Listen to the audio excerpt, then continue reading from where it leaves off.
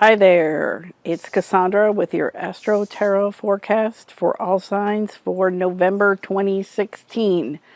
I'm here in San Antonio, Texas. It's probably 86, 88 degrees right now on October 30th.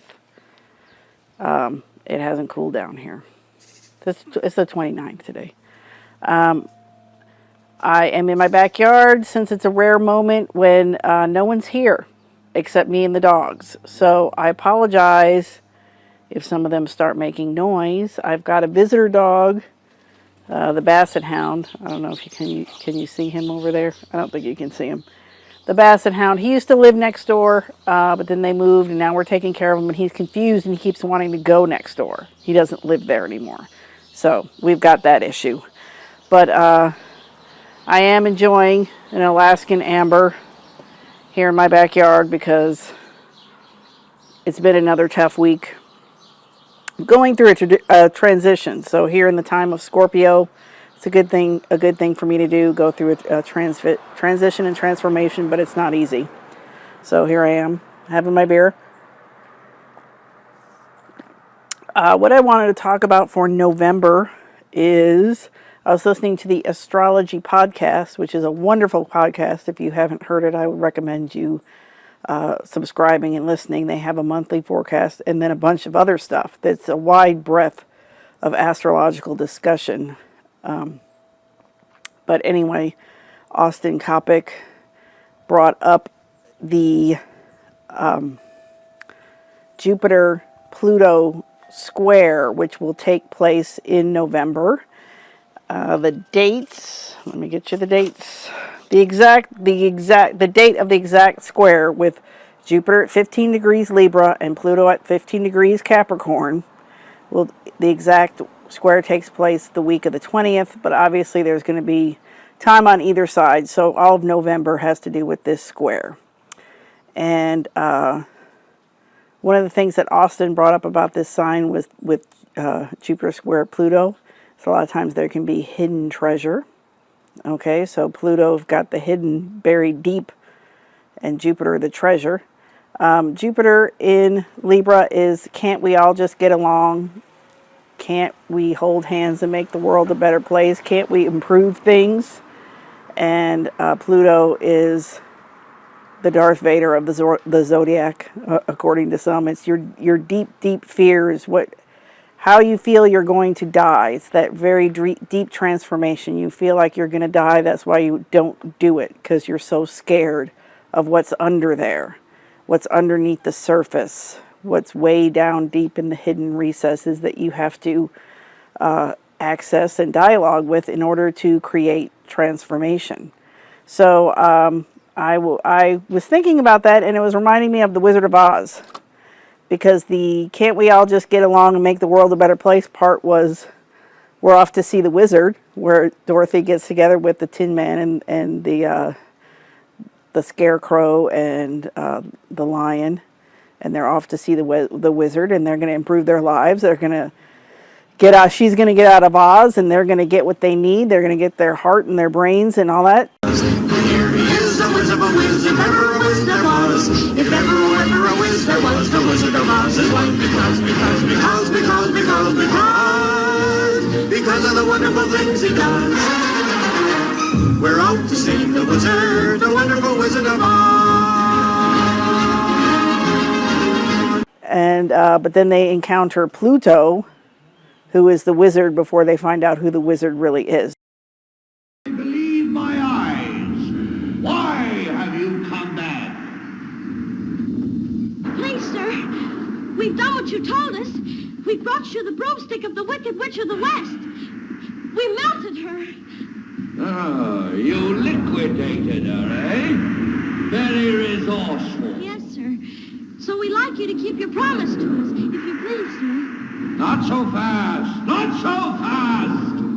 I'll have to give the matter a little thought. Go away and come back tomorrow. Tomorrow? Oh, but I want to go home now.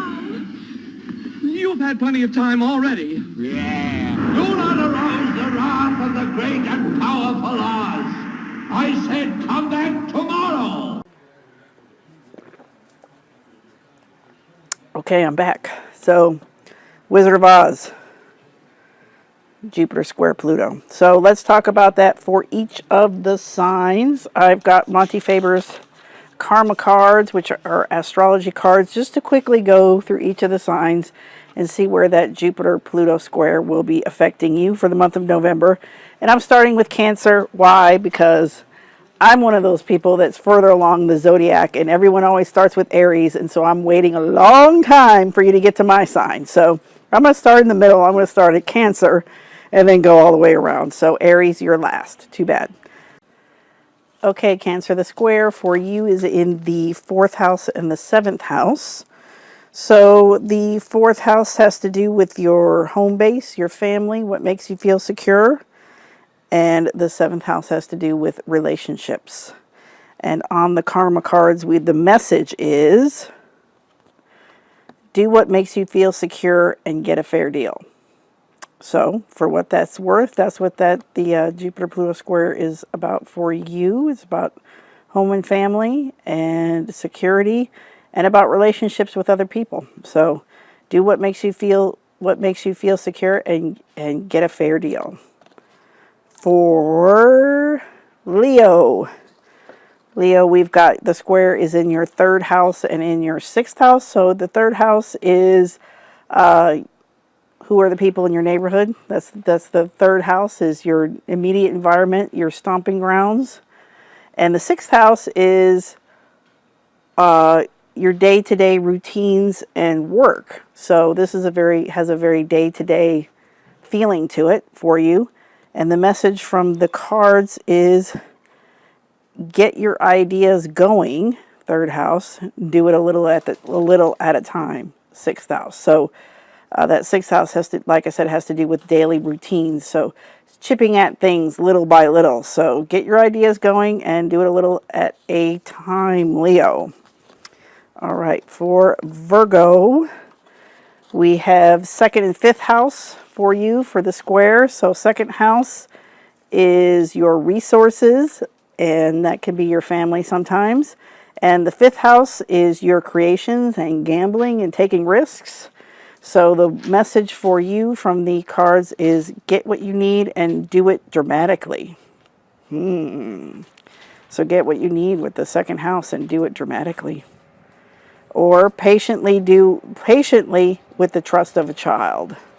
So that 5th house brings in children. So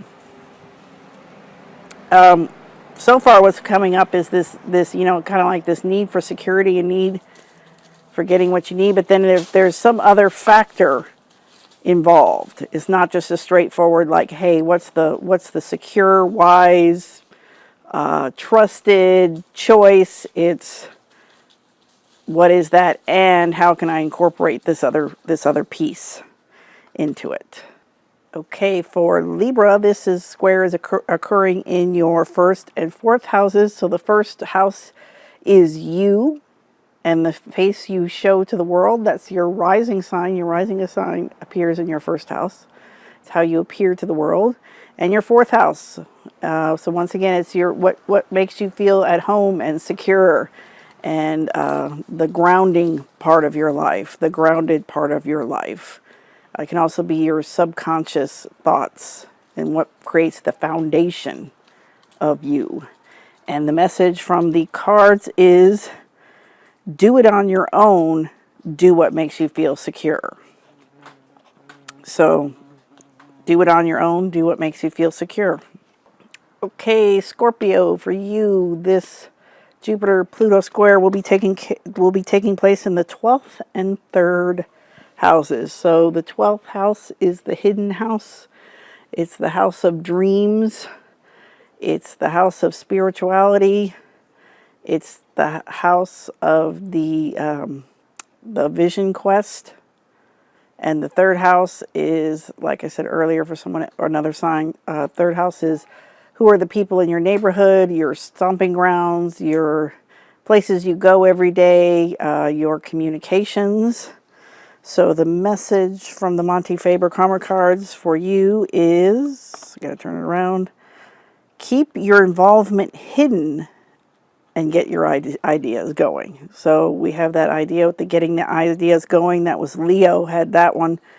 Get your ideas going, but keep your involvement hidden. So play your cards close to the chest, because the 12th house is the house of hidden enemies. So people that are against you and you don't even know they're there. So play your cards close to your chest, but keep working on those ideas, Scorpio. All right, for who's next? Sagittarius. This square will be taking place in your 11th and 2nd houses. So the 11th house is your friends, your associations, your hopes, your wishes, your dreams. And the 2nd house, once again, is the house of what you value, what you have, resources. It can be your family. So the message for you is do it for the future and get what you need. So once again, there's a lot of messages of security coming through to make sure that you're taken care of. Don't make a decision that's not going to take care of you, because this 11th house message of do it for the future is, the altruism of Aquarius in the 11th house and doing things for groups of people. Also, another message says your hopes and wishes, what you want, patiently. So, work towards what you want, but make sure that you're taken care of in the process and have some patience around it. And then we are at Capricorn.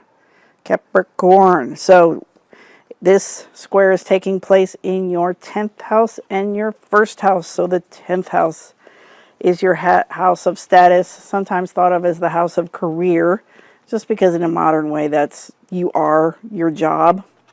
That's, it wasn't always that way, but it is now. But it's your status. So it's like how you're known from afar. If somebody doesn't really know you, but they see you on paper or they know about you, it's like what they think you are. And like I said, for us, a lot of times that's your job, but it might not be.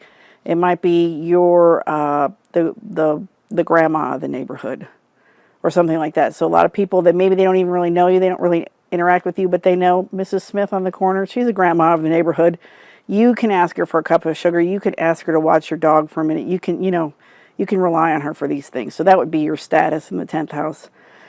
And then the 1st house is, once again, who you are, how you project yourself, what you project out in the world, but you yourself, your body, who you are. So that's an interesting one.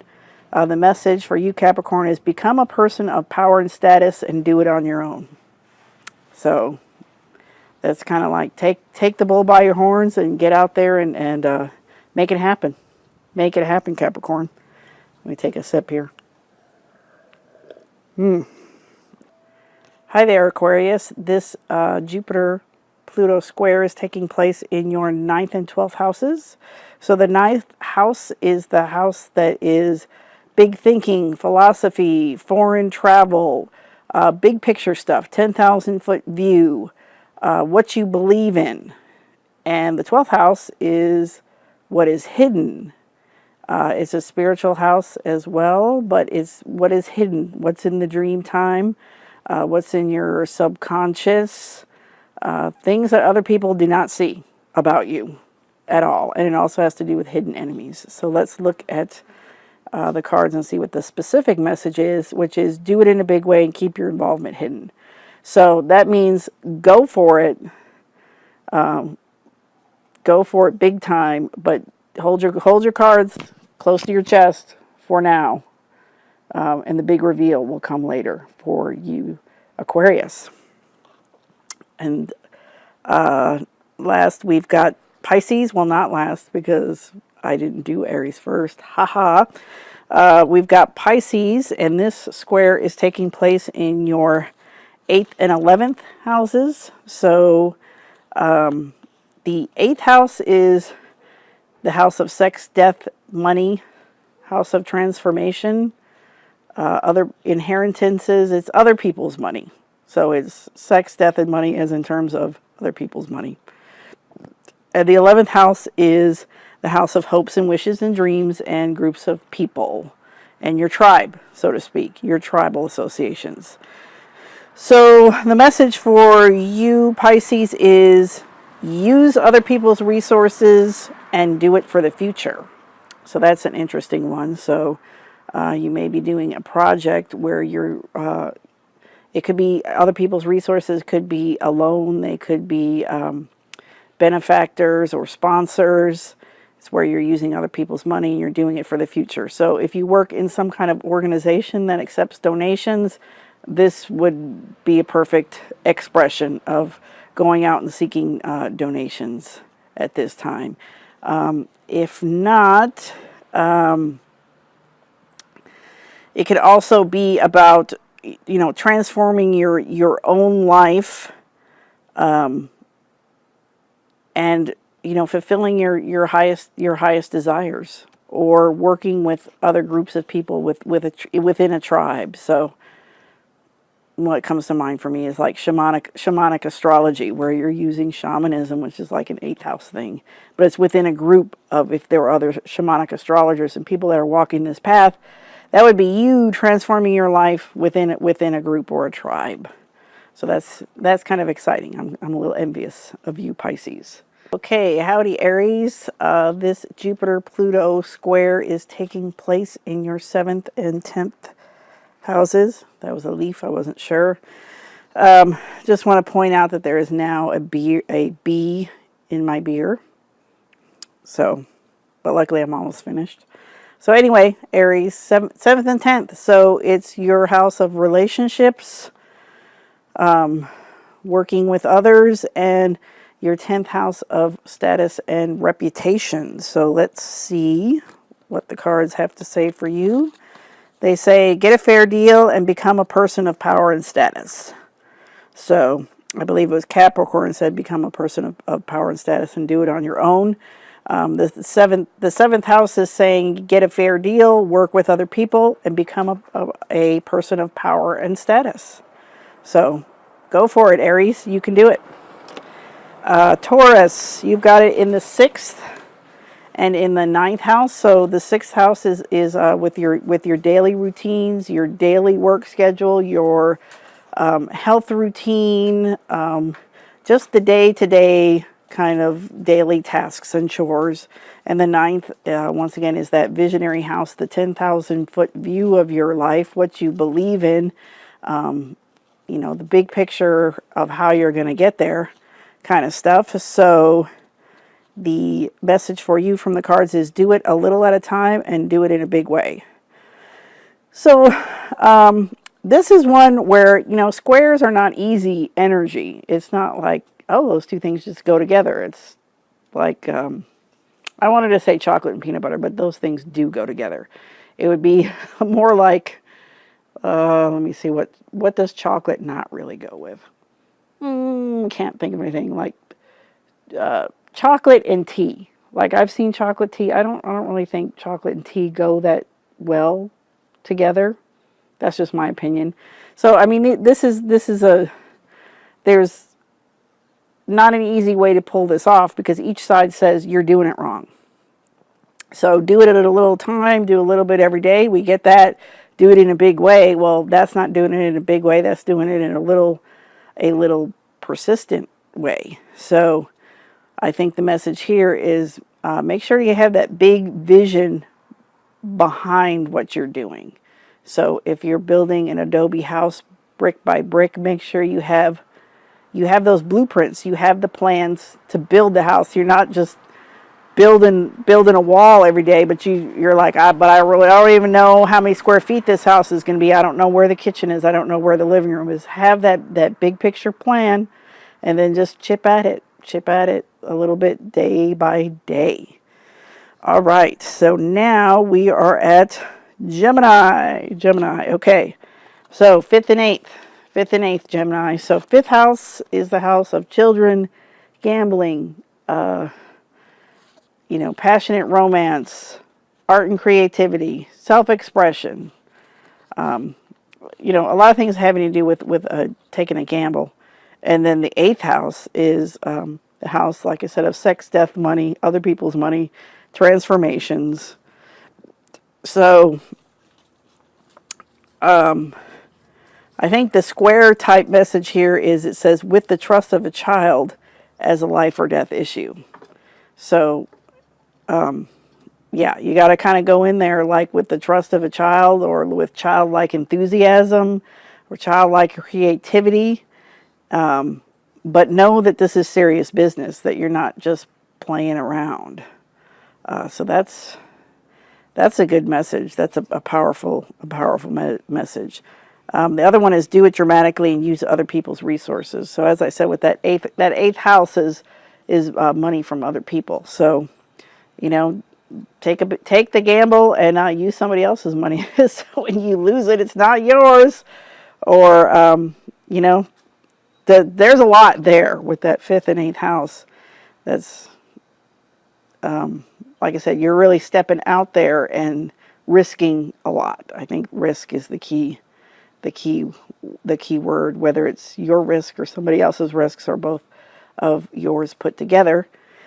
So finally, or maybe not finally, depending on how I put this together, I pulled 2 cards for this Jupiter and Pluto square, and what I came up with was the 9 of Pentacles and the Queen of Cups. So this 9 of Pentacles, see, this is this Jupiter, wealth and expansion and all good things. And then Queen of Cups is, it's I think it's about going deep with your emotions and being able to sit with your emotions and being able to feel your emotions. Because like I said, that Pluto brings up a lot of really nasty, rotten emotions that we need to get rid of in order to transform ourselves. We can't transform if we're walking around with rotten, stinky crap that we're just carrying and we won't put down. So this is it. It's a little bit of a do or die month in November. So, but I mean, there are good things that can come out of it, but you got to deal with those stinky, rotten emotions. So enjoy your November. Bye for now.